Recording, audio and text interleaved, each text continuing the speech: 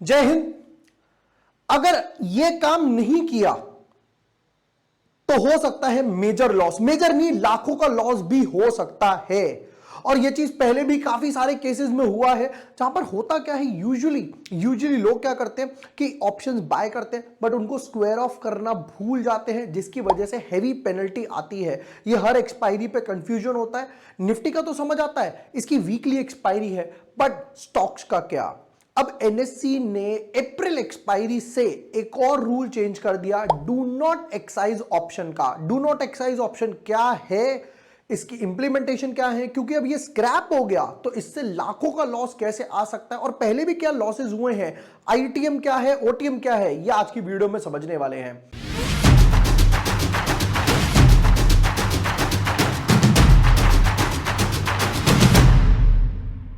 Hi everyone, my name is Vibhor Varshney, I am a SEBI registered research analyst. आज आपको लेके चलूंगा डिटेल में कि किस तरीके से ये सारा पैटर्न काम करेगा, किस तरीके से ये एनएससी के ऑप्शन चेन में आईटीएम ओटीएम देखेंगे और कैसे इससे बचा जा सकता है। चलते हैं डीप डाइव करते हैं अपनी वीडियो में क्विकली।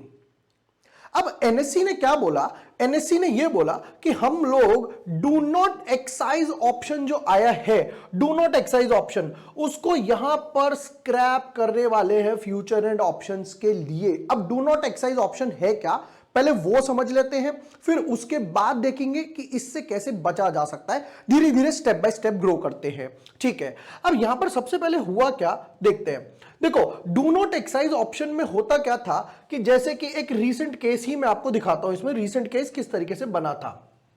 ये एक जनाब थे, ये कब की बात है, 31 दिसंबर 2021 की। इनके साथ क्या हुआ, इन्होंने हिंडाल्को की पुट ऑप्शन बाय कर रखी थी, जैसा कि यहां पर दिखा रखा है। हिंडाल्को की 450 की पुट इन्होंने बाय करी थी। जैसे ही इन्होंने 450 की पुट बाय करी, 31 दिसंबर के आसपास वोलेटिलिटी बढ़ी, ये बन गया आईटीएम ऑप्शन। और यहां पर क्या हुआ, इन्होंने क्योंकि बाय करा था, अब इनको सेल करना है, बट सेल करने के लिए सामने कोई बायर होना चाहिए उस टाइम पे, क्योंकि ये आईटीएम बन गया और बिल्कुल एक्सपायरी का मूवमेंट था, तो यहां पर इनको कोई बायर नहीं मिला, जिसकी वजह से इनको एक अच्छी खासी पेनल्टी वगैरह पे करनी पड़ी थी। और उसके ऊपर इन्होंने पूरा एक थ्रेड भी लिखा था कि यहां पर इनको अच्छी खासी एक पेनल्टी आई है और उसका लॉजिक क्या बन सकता है, एटसेट्रा एटसेट्रा। और इसको नितिन कामत वगैरह ने भी रीट्वीट करा था। ये वो देखो कितना लॉस आया, 42 लाख रुपीस का लॉस आया था इस बंदे को। उसके बाद एनएससी ने इंट्रोड्यूस करा डू नॉट एक्साइज ऑप्शन। उसके बाद अब वापस से उस डू नॉट एक्साइज ऑप्शन को स्क्रैप कर दिया। पहले तो यह समझते हैं क्या, देखते हैं। देखो होगा क्या, मेरे पास दो टाइप के ऑप्शन है, एक आईटीएम एक ओटीएम। कैसे पता लगाया जा सकता है, उसका सिंपल सा तरीका यह है, एनएससी के ऑप्शन चेन पर जाना है, जितने भी ये येलो शेडेड रीजन है, जितना भी ये येलो शेडेड रीजन यहां दिखाई दे रहा है, ये सब आईटीएम है, that stand for in the money. दूसरी तरफ ये जितना भी शेडेड रीजन है पुट साइड का, ये भी येलो कलर्ड में आईटीएम इन द मनी। और ये जो व्हाइट कलर्ड है, ये जो व्हाइट कलर्ड है, this is OTM out of the money. दूसरी तरफ एक और एग्जांपल लेते हैं, यहां पर एक काम करते हैं, एक और एग्जांपल लेते हैं हम लोग, एसबीआई का ले लेते हैं। एसबीआई में देखते हैं, एसबीआई इस टाइम आज की एक्सपायरी पर यहां पे क्लोज कर रहा है कुछ 505 रुपए के आसपास। 505 रुपए में मैं देख सकता हूं एसबीआई क्लोज हुआ। तो अगर मैं एसबीआई के ऑप्शन चेन पर जाऊंगा तो मुझे यहां पर ध्यान से देखना, क्योंकि 505 के टाइम पर क्या हुआ, 505 में ये आज क्लोजिंग आई, ये देखो 505। तो जितना भी ये रीजन है ये सब आईटीएम बन गया, यानी कि एक ना एक बार, कॉल साइड की बात कर रहा हूं, यानी कि एक ना एक बार यहां से प्राइस क्रॉस करके गया है, यानी कि 490, 495, 500, 505 और ये सब इंक्लूड है। बट कॉल साइड की बात करूं तो अभी तक 510 का भाव नहीं आया है। तो ध्यान से देखो, ये सब अभी भी व्हाइट शेडेड रीजन में है। दूसरी तरफ एग्जैक्टली अगर यहां पर देखा जाए तो इसका उल्टा हो जाएगा पुट साइड में। पुट साइड मतलब, क्योंकि हम लोग सेल साइड देखते हैं, तो मतलब है कि नीचे वाले जितने स्ट्राइक प्राइस है, फॉर एग्जांपल 530, 535, 525, 520, इनफैक्ट 510 अभी तक आईटीएम बना हुआ है। और यहां पर अगर मैं ध्यान से देखूं, ये सारा का सारा जितना मेरा रीजन है, ये सब यहां पर मेरा क्या बना हुआ है, इन द मनी। और ये प्राइसेस अभी नहीं आए, 440, 445, 400, तो ये सब व्हाइट है। यानी कि इन शॉर्ट जितना व्हाइट है वो ओटीएम है, जितना येलो है वो आईटीएम है। सबसे बड़ी बात, अब ये जो डू नॉट एक्साइज पॉलिसी को स्क्रैप किया गया है, ये किस पे लगती थी? ये लगती थी सिर्फ आईटीएम पर। आईटीएम पर पॉलिसी थी क्या, पहले वो समझते हैं। पॉलिसी ये बोलती है अगर आपने कोई भी कॉल या पुट ऑप्शन बाय किया है, ध्यान से सुनना क्योंकि यहां पर ऑप्शन बायर्स बहुत ज्यादा होते हैं हमारे पास, तो यहां पर क्या होगा, अगर आपने कोई कॉल या पुट ऑप्शन बाय किया है और अगर वो एक्सपायरी पर मंथली एक्सपायरी पर इन द मनी बन जाता है, जैसे कि ये दोनों रीजन है इस टाइम, इन द मनी बन जाता है, तो आपको उसकी डिलीवरी लेनी या देनी पड़ेगी ही पड़ेगी।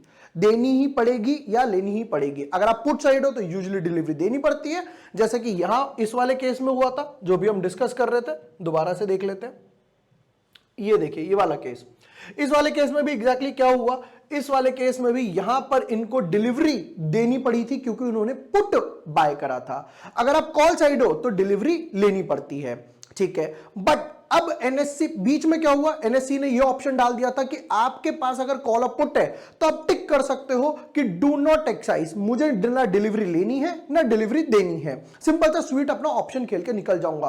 बट अब यहां पर इन्होंने ये और इंट्रोड्यूस कर दिया कि भाई अब कोई ऑप्शन नहीं है, अगर एक्सपायरी पर कॉल या पुट इन द मनी बन गया तो आपको डिलीवरी लेनी या देनी ही पड़ेगी। यह कंपल्शन आ चुका है।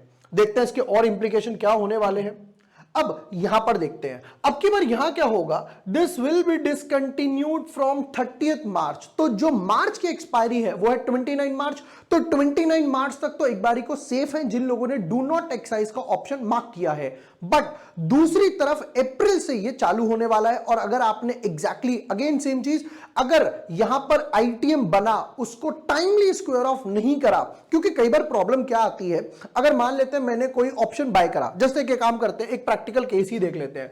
मान लेते हैं मैंने यहां पर एसबीआई बाय कर रखा है, मुझे ये क्लियरली दिखाई दे रहा है कि यहां पर एसबीआई इस टाइम भी बियरिश ही चल रहा है, अभी भी बियरिश ट्रेंड है, ये लास्ट सपोर्टिव जोन भी तोड़ दिया एग्जैक्टली राइट। और अगर यहां पर देखो तो एक इनसाइड बार ब्रेकडाउन भी आया है। तो मान लेते हैं इस टाइम एसबीआई चल रहा है 505 रुपए के आसपास, ठीक है। अब एक काम करते हैं, जरा पुट देखते हैं कि पुट कितनी चल रही है एसबीआई की। अगर मैं यहां पर एसबीआई की पुट की बात करूं, अब क्विक लुक, इस टाइम जो एसबीआई की पुट चल रही है 490 रुपए की, 1.5 रुपए के आसपास, 1.65 रुपए। मुझे लगता है कि फॉल बरसक है। अगर यहां पर मैंने 490 की एक पुट बाय कर लेता हूं, ठीक है, मैं यहां पर गया, मैंने 490 की एक पुट बाय करके रख ली। अगर मान लेते हैं ड्रास्टिक फॉल आया, एसबीआई इस टाइम 505 है, 15 रुपए 20 रुपए के आसपास गिर गया और ये एसबीआई आ गया इस टाइम, जस्ट एन एग्जांपल, इस टाइम आ गया लेट्स से यहां पर 490 के आसपास, एसबीआई आ गया 490 के आसपास। अब जो मेरी पुट है, क्योंकि वो इन द मनी बन जाएगी, क्योंकि यहां पर 495 को ट्रैवल करते हुए नीचे की तरफ आई है, ये बन गई 490। अब यहां पर क्या होगा, अगर मुझे कोई बायर नहीं मिला, क्योंकि लास्ट मूवमेंट है, एक्सपायरी का टाइम है, इन द मनी बन चुकी है, प्रैक्टिकली ऐसे समझो, ऐसे समझना इस चीज को, अगर मैंने कुछ बाय करा है, तो अब मुझे सेल करना है।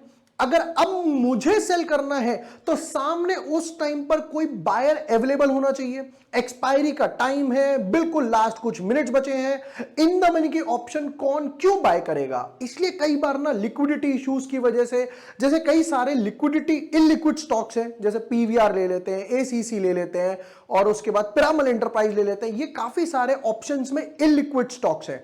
बाय कर लो फिर सेल नहीं होता, या पहले शॉर्ट कर दो फिर बायर का रेट अलग लगाता है, ये एक सबसे बड़ा ड्रॉबैक है।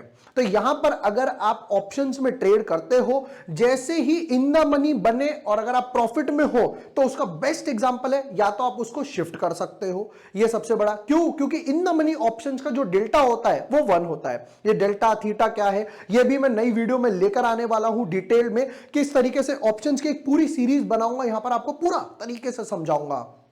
तब तक के लिए अगर आपके पास ऑप्शंस है अप्रैल एक्सपायरी का ध्यान रखना, इन द मनी बने। वैसे तो एक्सचेंज वगैरह ब्रोकर्स वगैरह नोटिस भेजते रहते हैं। ओटीएम है कोई प्रॉब्लम नहीं है, बट अगर आईटीएम भी बन गई तो आपको उसको स्क्वायर ऑफ करना ही पड़ेगा, वरना डिलीवरी लेनी पड़ सकती है और काफी ज्यादा मोटा लॉस आ सकता है। ये आज हमने समझा कि जो एनएससी ने डू नॉट एक्साइज ऑप्शन की पॉलिसी को स्क्रैप किया है, उसके क्या क्या इंप्लीमेंटेशन हो सकते हैं। ऑप्शंस के ऊपर और सीरीज लेकर आने वाला हूं। वीडियो पसंद आया हो तो share with your friends, like and subscribe. Thank you for watching the video. Lots of love.